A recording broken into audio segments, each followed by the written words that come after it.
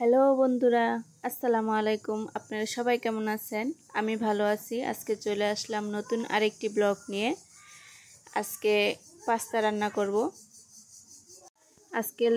Pasta রান্না করব। দেখেন, চ্যাপ্টা যে পাস্তাটা হয় লম্বা নুডলসের মতো, ওই পাস্তাটা রান্না করব। তো চলেন শুরু করি। আগে পাস্তাটা সিদ্ধ করে নিতে হবে। পানিটা গরম হয়ে আসলে আপনি পাস্তাটা দিয়ে দিবেন। আমি আস্তই দিছি, আপনি চাইলে ভাঙিয়ে দিতে পারেন। আমি আস্তটাই দিছি। সিদ্ধ করে লইবেন এভাবে। আমার ভিডিওগুলো যদি ভালো লাগে তাই প্লিজ সাবস্ক্রাইব করবেন, লাইক করবেন, কমেন্টস করবেন যে কীরকম হয়েছে, আর আপনারা ট্রাই করেন কি না এভাবে। জানি যে সবাই রান্না করতে জানে কম বেশি, হয়তো সবার রান্না একরকম হয় না, একজনে একরকম রান্না করে। আমি যেভাবে রান্না করি আপনাদের সাথে শেয়ার করি, আপনারা দেখবেন এভাবে রান্না করবেন। এখানে আমি কি নিয়েছি রান্না করার জন্য সেগুলো তো দেখাই দিয়েছি। চিংড়ি মাছ আমি কাইটা নিয়েছি, বড় চিংড়ি মাছ। সব সময় আপনারা যেভাবে রান্না করেন ওইভাবে রান্না না করে মাঝে মধ্যে একটু ভিন্নভাবে রান্না করে খেয়ে দেখবেন কীরকম লাগে। দেখেন আমি পেঁয়াজটা মোটা মোটা করে কাইটা নিয়েছি। এক সাইডে আমি পেঁয়াজ দিয়ে দিলাম, আর এক সাইডে মাছ দিয়ে দিলাম, চিংড়ি মাছ। আরেক সাইডে আমি ডিম দিয়ে দেবো। তিন সাইডে তিনটা ভাজবো। আপনারা এইভাবে ভাজেন কিনা কমেন্টসে জানাবেন। আমি এভাবে ভাজি। পেঁয়াজটা একটু মোটা করে আমি কাইটা নিছি।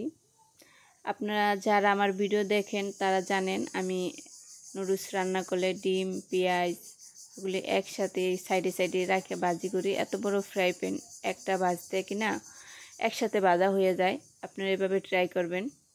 দেখেন আমি এখন সবজিগুলো দিয়ে দিব। কাঁচামরিচ, গাজর আর আলু দিয়ে দিলাম। এগুলো একটু ভাজবো, সিদ্ধ করব। লবণ হলুদ দিয়ে দিলাম। আপনারা এইভাবে রান্না করবেন, একটু হলুদ দিবেন, একটু কালার হবে, ভালো দেখাবে। তাহলে নুডলসের যে মশলা থাকে ওই মশলায় ভালো কালার হয় না। সামান্য একটু হলুদ দিয়ে দিবেন, তাহলে কালারটা একটু ভালো দেখাবে। এখন আমি ডাইকে দিব, সিদ্ধ করা যত মাঝখানে একটু লেগে চেড়ে দিব। আপনারা এভাবে একবার রান্না করে খাইয়া দেখবেন। ভালো লাগলে প্লিজ সাবস্ক্রাইব করে দিবেন। আবারও বলতেছি, এই পর্যায়ে আমি টমেটো কুচি দিয়ে দিলাম, আর এখানে ম্যাগি মশলা দিয়ে দিলাম। আপনারা এই মশলাটা দিবেন। এই নুডলসের মশলা ছিল, আমি ওটা দিই নাই। ওটার ফ্লেভারটা আমাদের ভালো লাগে না, টেস্টটাও ভালো লাগে না, তাই আমি এই মশলাটা দিলাম। আপনারা এইভাবে ট্রাই করবেন এই মশলাটা দিয়ে। আর দেখেন আমার নুডলসটা সিদ্ধ করে আমি পানি জড়াইয়ে নিয়েছিলাম। দেখেন কতটা জোরে নুডলসটা।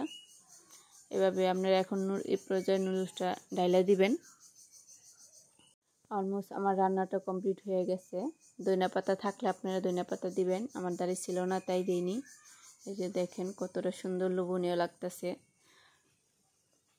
আমি উপরে একটু পুদিনা পাতা দিয়ে দিলাম।